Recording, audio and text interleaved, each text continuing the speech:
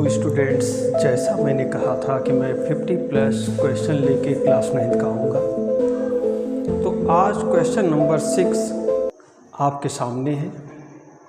Question number 6 क्या है? Wavelength क्या दिया है? 2m दिया है एंड फ्रीक्वेंसी 170 हर्ट्ज है। तो फाइंड द स्पीड।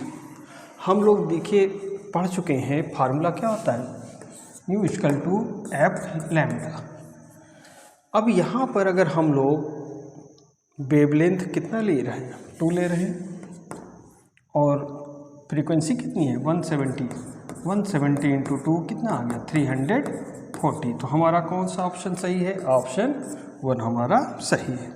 तो चलिए अगले क्वेश्चन पे आते हैं। अगला क्वेश्चन कहता है work done when force 10 newton and distance 5 metre per second. तो देखिए वर्क डन W कितना मिल गया आपको? वर्क डन आपको निकालना है और फोर्स कितना दिया है? फोर्स दिया है 10 न्यूटन। डिस्टेंस कितना दिया है आपको? 5 मीटर दिया है। तो आप फार्मूला जानते हैं, F इक्वल टू हमारा क्या होता है?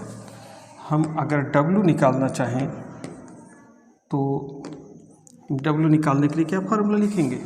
हम लोग लिखेंगे W equal to F into D. तो F कितना है यहाँ पर? F आपका 10 है इंटू 5 यानी क्या हो गया? 50। और हम लोग जूल कितना लेते हैं? इसकी यूनिट क्या लेंगे? जूल में लेंगे।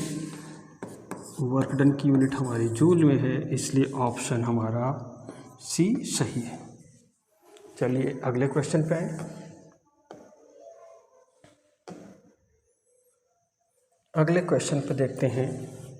कह रहा find the kinetic energy of a body of mass 2 kg moving with velocity 5 metre per second. देखिए काइनेटिक एनर्जी यहाँ पर हमको निकालना है, क्वेश्चन मार्क लगा लिया।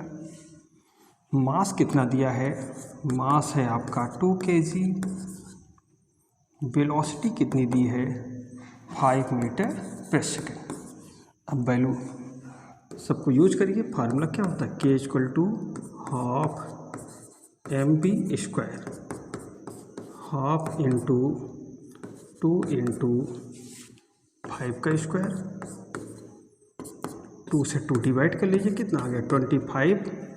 और किस में हम इसको यूनिट को लिखते हैं? जूल में लिखते हैं। तो ऑप्शन हमारा कौन सा सही है? ऑप्शन ए हमारा सही है। चलिए अगले क्वेश्चन पे आए।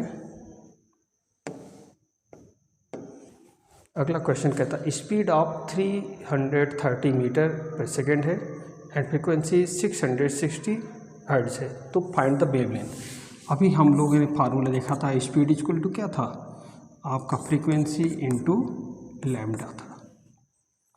अब अगर हम लोग को वेवलेंथ निकालना होगा तो क्या करेंगे? लैम्डा हम डिवाइड करेंगे किसको?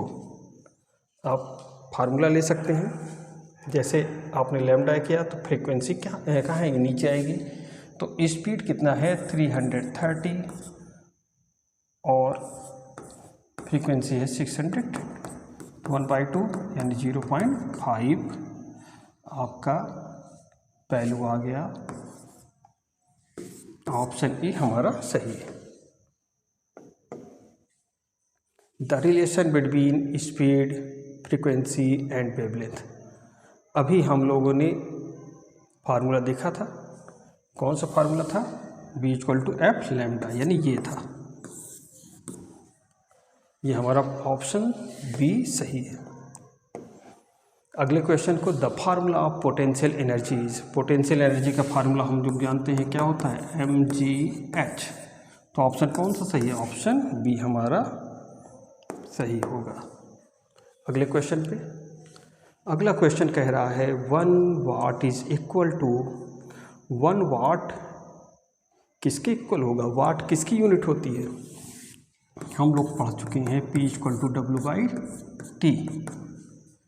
तो W क्या होता है? वर्क डन है। इसकी यूनिट अगर हम लोग लेंगे तो क्या लेंगे? जूल लेंगे।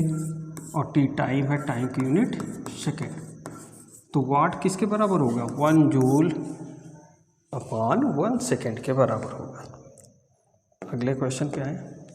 अगला क्वेश्चन क्या कह रहा है? The energy possessed by an object due to its motion is called. जिसमें मोशन होता हो, तो मोशन किस में होता है? कोई भी चीज़ चल रही है तो उसमें काइनेटिक एनर्जी है, रुकी हुई है, किसी ऊंचाई पे है तो उसमें पोटेंशियल एनर्जी है। तो हमारा ऑप्शन कौन सा सही होगा? ऑप्शन बी काइनेटिक एनर्जी, क्योंकि क्या है, ये मोशन कर रहा है, चल रहा है, तो ऑप्शन बी हमारा सही है। The formula of kinetic energy is, तो आप पढ़ चुके हैं काइनेटिक एनर्जी का फार्मूला क्या होता है? Half mv²।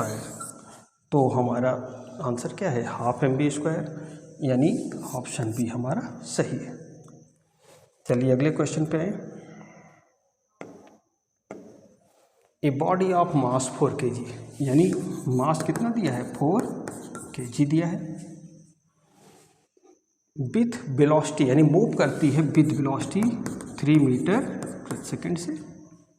तो काइनेटिक एनर्जी क्या होगी? तो देखिए काइनेटिक एनर्जी का फार्मूला क्या होता है? Half mv², half into 4 into 3 का स्क्वायर। 2 से 4 को डिवाइड करेंगे, तो 2 से अगर 4 को डिवाइड किया तो कितना आ गया? 2 इंटू 9 कितना आ गया? 18। अब किस में हम इसकी यूनिट लिखेंगे? यूनिट हमेशा जूल में लिखेंगे। तो चलिए जूल में हमारा क्या आंसर आया? 18 जूल। अगला क्वेश्चन है, what is the unit of energy? Energy की यूनिट अभी अभी आपने देखा, काइनेटिक एनर्जी की हो, वर्क डन हो या पोटेंशियल एनर्जी हो, सब हम जूल में ही नापते हैं।